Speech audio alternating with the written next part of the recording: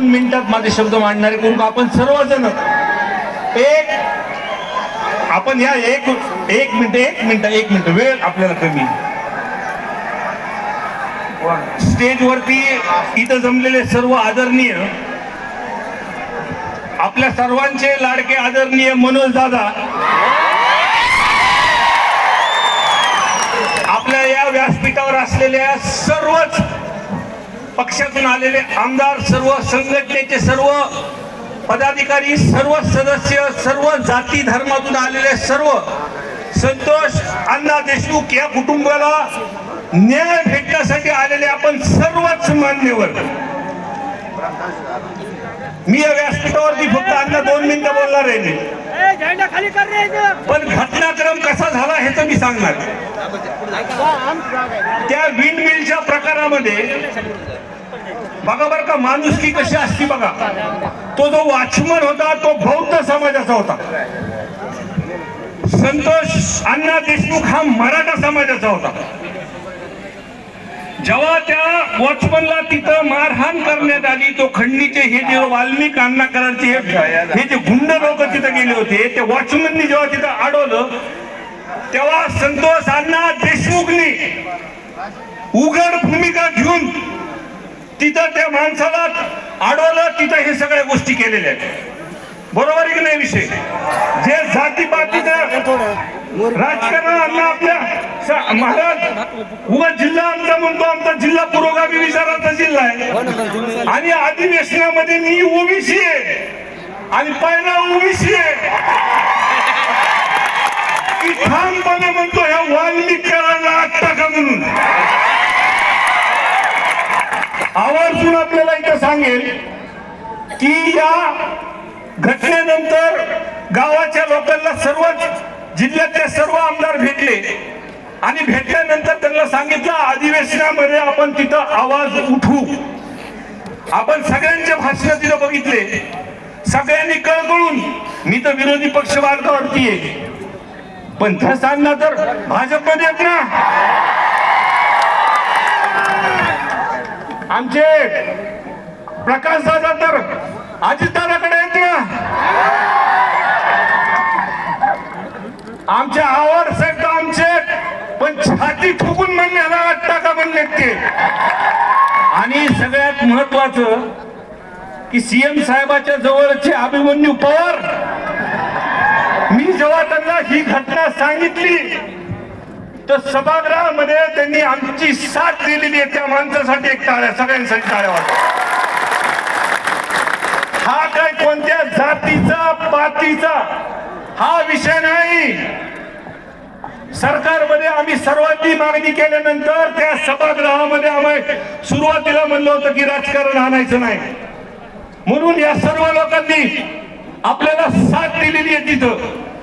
आणि सर्वांनी बोलल्यानंतर मुख्यमंत्री साहेबांनी, अजितदादांनी, शिंदे साहेबांनी तिथं सभागृहासमोर सांगितलं की दोषी कुणी जरी असेल तर त्याला सोडणार नाही.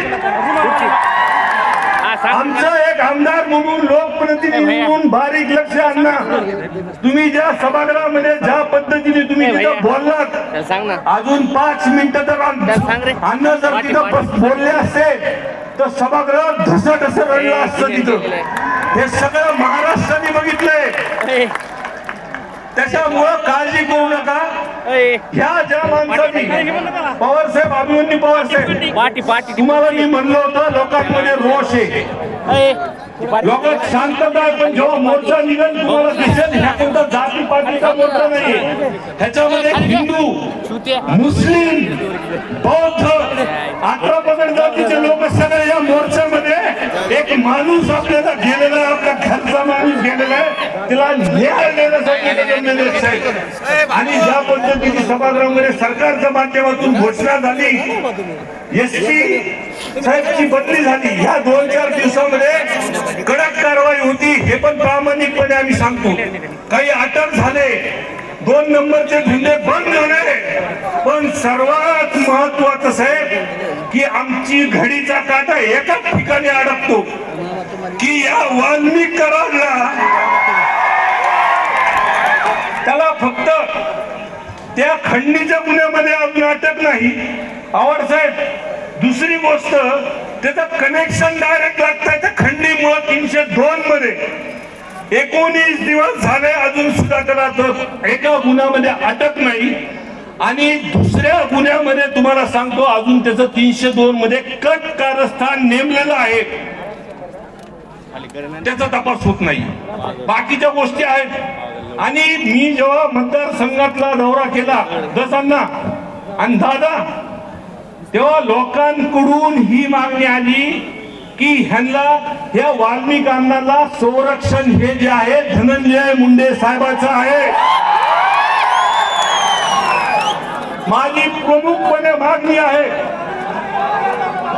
की एक, मला बोलून द्या व्यवस्थित, एक तर ह्या केस मध्ये 302 मध्ये कट कारस्थानमध्ये त्याचं नाव आलं पाहिजे,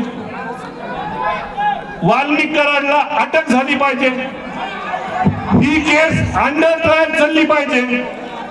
ही फास्ट ट्रॅक वर चालतात म्हणून सरकारने जाहीर केलंय, तोपर्यंत धनंजय मुंडे साहेबांचा राजीनामा घेतला पाहिजे.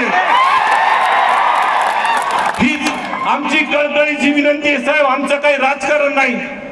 आज त्यांच्या कुटुंबाला भेटल्यानंतर खूप काही गोष्टी सांगितल्या की खंडणीमुळे तिथं हे सरपंच गेला होता, पण खरी परिस्थिती आज आमच्यावर सुद्धा आरोप होता ते की आम्ही राजकारण ह्याच्यामध्ये आणतोय.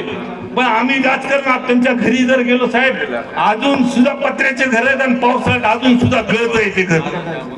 म्हणून आमची प्रामाणिकपणे विनंती आहे, आपल्याला मोर्चापर्यंत थांबायचं नाही. जोपर्यंत ह्यांना न्याय ह्यांच्या कुटुंबाला भेटत नाही, कायमस्वरूपी दसांना, प्रकाश दादा, तुम्ही सत्तेमध्ये, तुम्ही सगळेजण हे वाढून देऊ नका. हा प्रकार आमची कळकळीची विनंती आहे.